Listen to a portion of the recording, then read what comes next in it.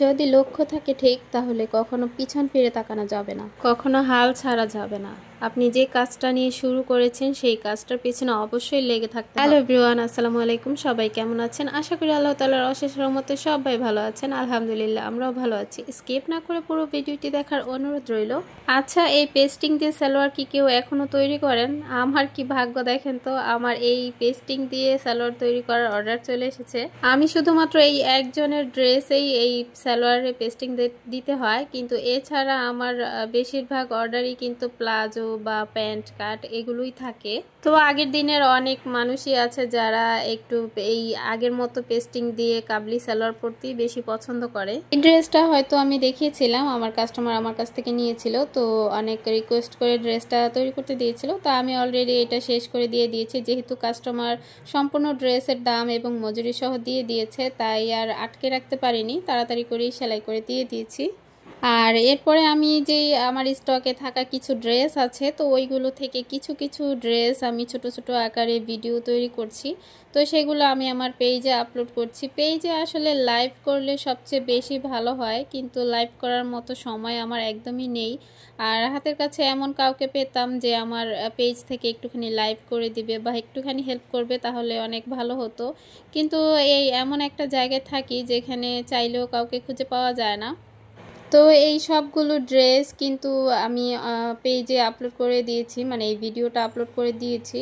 আর আমি এখানে প্রাইসগুলো বলে দিচ্ছি, যাদের আমার এখান থেকে কোনো একটা ড্রেস যদি পছন্দ হয়ে যায় তাহলে আমার ফেসবুক পেজে সরাসরি ইনবক্স করবেন।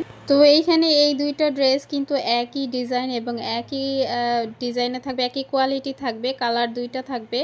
তো একটা গাঢ় পেস্ট কালার আর একটা রানী গোলাপি কালার। তো এখানে ক্যামেরায় আলোর কারণে মানে কালারটা আপ ডাউন করছে, কিন্তু এটা একদম গাঢ় রানী গোলাপি, অনেক সুন্দর এই কালারটা। আগের কালারটাও কিন্তু সুন্দর। আর এই দুইটা ড্রেস যাবে 1050 টাকা করে। আর এই ড্রেসগুলো কিন্তু অন্যান্য পেজে অনেক বেশি দামে, অনেক চড়া দামে সেল হচ্ছে, কিন্তু আমি অনেক কমে দিচ্ছি, কেননা আমি অনেক কমে আনতে পেরেছিলাম, অনেক আগে স্টক করেছিলাম, যার কারণে আমি অনেক কমই দিতে পারছি। আর ওই ড্রেসগুলো কিন্তু একদম 100% কটন হবে, সুতি হবে, সালোয়ার পাক্কা 2.5 গজ হবে, অনেক সুন্দর কাপড়। আর এই ড্রেসটাও একদম ফুল বডিতে সিকোয়েন্সের কাজ করা আছে। আর এটার কাপড়টা থাকবে গুল আহমদের যে কাপড়টা, সেই কাপড় থাকবে। আর এটার ওড়নাটা একদম সুতি থাকবে, সালোয়ারও কাটন থাকবে। আর এই ড্রেসটার প্রাইস থাকবে 700 টাকা। আর এরপরে যে ড্রেসটা, এটা হচ্ছে একদম গাঢ় বেগুনি কালার, এইখানে একদম নেভি ব্লু আসছে, কিন্তু এটা একদম গাঢ় বেগুনি কালার।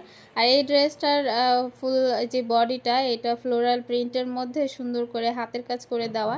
এগুলো কিন্তু মেশিনের কাজ না, হাতের কাজ। তো আমি এইরকমই এনেছি, সুন্দর করে হাতের কাজ এবং ডলারের কাজ করে দেওয়া। এই যে নিচে প্যানেল করে দেওয়া, আর বডিতে গর্জিয়াস করে কাজ করে দেওয়া আছে।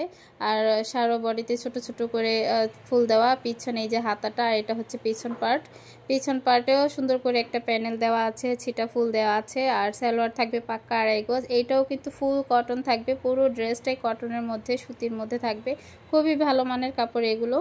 আর এই ড্রেসটার প্রাইস থাকবে 800 টাকা। যাদের পছন্দ হয় জলদি জলদি ইনবক্স করে ফেলবেন আমার ফেসবুক পেজে। তো যাই হোক, আমি রাতে একটু হ্যান্ড পেইন্টিংয়ের কাজ করেছিলাম। আর এটা একটা বাচ্চাদের ড্রেস, মানে দুইটা ড্রেসই আমি নিয়েছি। তো দুইটাই তো কাটিং দেখিয়েছিলাম, আপনাদের সাথে শেয়ার করেছিলাম। আর আরেকটা কথা হলো, হ্যান্ড পেইন্টিংয়ের কাজ আমি ওইভাবে ডিটেলসে আর শেয়ার করব না চ্যানেলে, কেননা আমি দেখলাম যে আমার পেইন্টিংয়ের যে ভিডিওগুলো, সেগুলোতে খুব একটা ভিউ আসে না, মানুষ খুব একটা পছন্দ করে না। আমার ব্যবসায়িক যে ভিডিওগুলো, এটাও আমার ব্যবসার একটা অংশ, তারপরেও কেন কেন জানি না, মানে মানুষ কেন আমার এই ভিডিওগুলো দেখতে চায় না।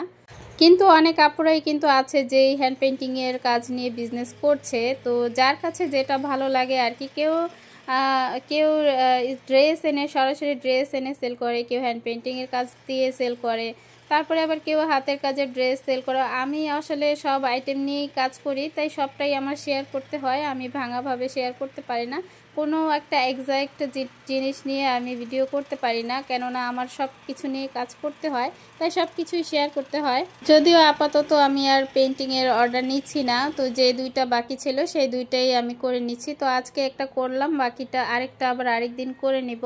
তো এই ড্রেসটার পেইন্টিং শেষ করে শুকানোর পর দিনই আমি সেলাই করতে বসেছি। তো সেলাই করাটাও আপনাদের সাথে শেয়ার করব। কিভাবে শুরু করব, কোথা থেকে কাপড় আনবো, কিভাবে কি করব বুঝতে পারি না, সাহস পাই না। তো এইরকম কথা অনেক আপুরাই বলছেন, অনেকে ইনবক্স করছেন, অনেকে কমেন্ট করছেন। দেখেন, আমার একটা সময় ছিল যখন আমাকে কেউ মোটিভেট করবে এইরকম মানুষ ছিল না, কেউ সহযোগিতা করবে এরকম মানুষও কিন্তু ছিল না।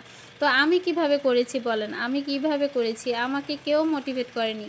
আপনারা কেন হতাশ হচ্ছেন? দয়া করে হতাশ হবেন না, নিজের মনের ভিতরে একটা সাহস রাখবেন এবং চেষ্টা চালিয়ে যাবেন যে কিভাবে কোথা থেকে কাপড় আনলে একটু ভালো মানের কাপড় আনতে পারবেন। এগুলো একটু খতিয়ে দেখবেন, একটু যাচাই করে দেখবেন। আমি যদি আপনাকে পেজ সাজেস্টও করি, তারপরেও দেখবেন যে অনেক সময় সবার ক্ষেত্রে কিন্তু এক হয় না। আমি হয়তো ভালো কিছু পেয়েছি, আমাকে ভালো কিছু দিয়েছে, আপনাকে তো ভালো কিছু নাও দিতে পারে, তাই না?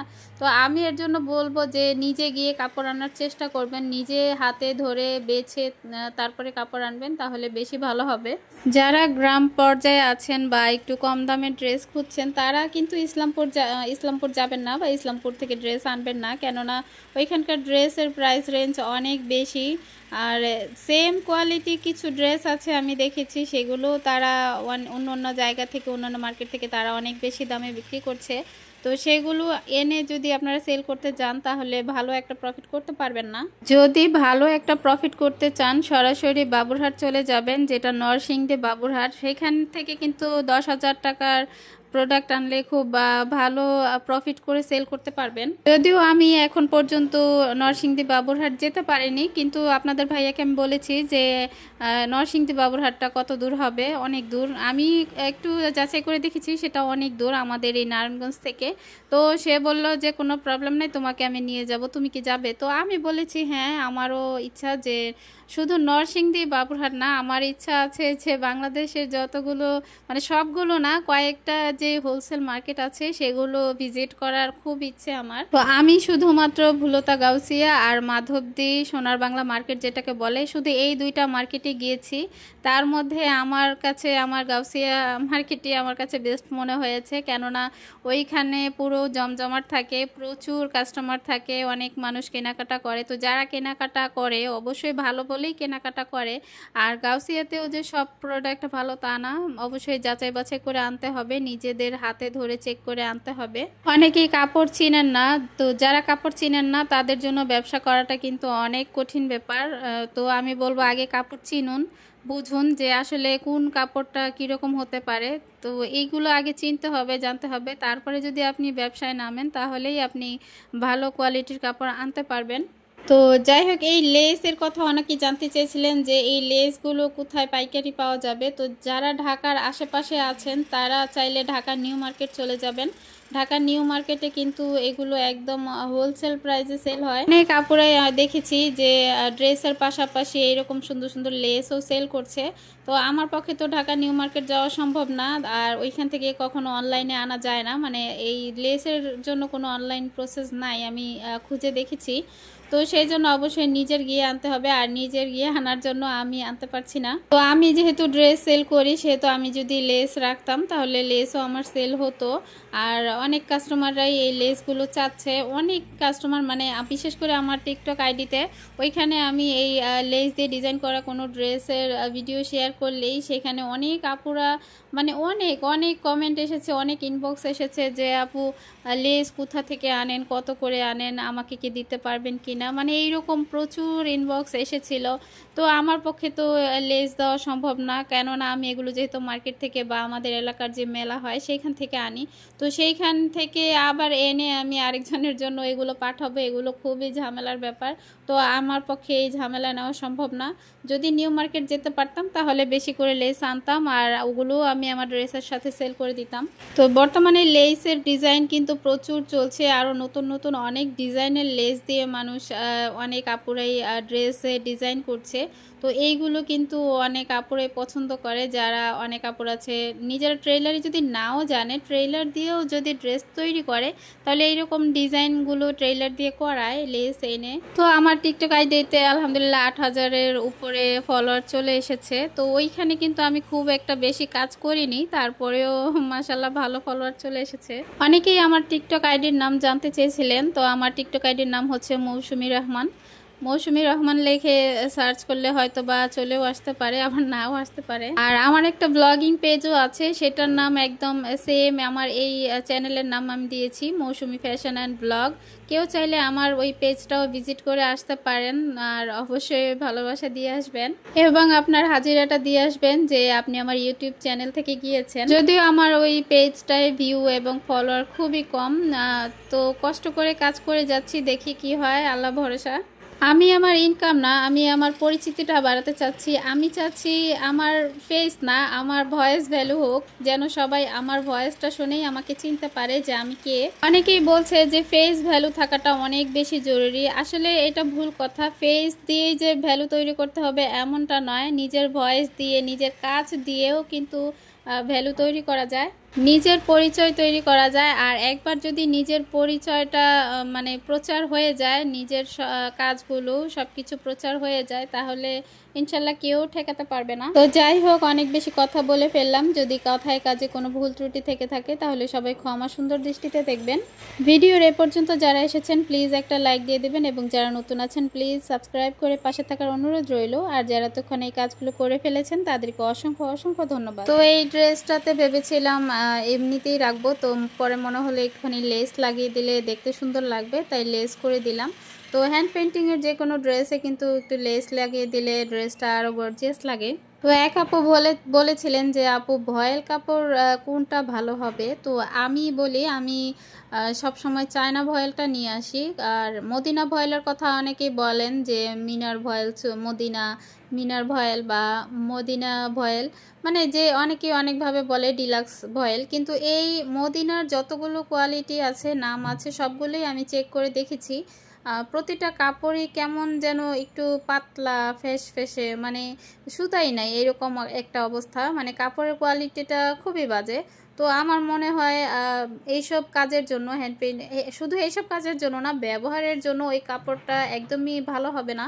আমি কারো বদনাম করতে চাচ্ছি না, কেননা এখানে আবার আমার উপরে রুখে দাঁড়াতে পারে কেউ, কেননা কোনো ব্র্যান্ডকে আসলে বদনাম করা ঠিক না। তো যেহেতু আমি ওই কাপড়ের কোয়ালিটিটা খুব একটা ভালো দেখিনি, তাই আমি বললাম যে আপুরা সবসময় আমাকে জিজ্ঞেস করেন যে কোন ভয়েলটা ভালো। তো আমি সবসময় এই যে চায়না ভয়েল কিন্তু আজকের থেকে না, অনেক আগে থেকেই এই চায়না পবলিনটা চলে আসছে। এইটার যে পবলিনটা এত মোটা কি বলবো, যারা একটু মোটা সালোয়ার পছন্দ করেন তারা এই চায়না ভয়েলটা এনে দেখবেন, এটা খুবই মোটা এবং মনে হয় না সহজে ছিঁড়বে। যারা চায় যে যেন সালোয়ারটা একটু টেকসই হোক, না ছিঁড়ুক, তো আমি পবলিনটা আনি না, কেননা পবলিনটা এইটার চাইতেও অনেক বেশি দাম। তো বেশি দাম দিয়ে দেখা যায় বিক্রি করতে গেলে বিক্রি করতে পারবো না আমি, মানে সবাই কাস্টমার তো বোঝে না যে কাপড়ের কোয়ালিটি, বোঝে না, খালি বোঝে দাম।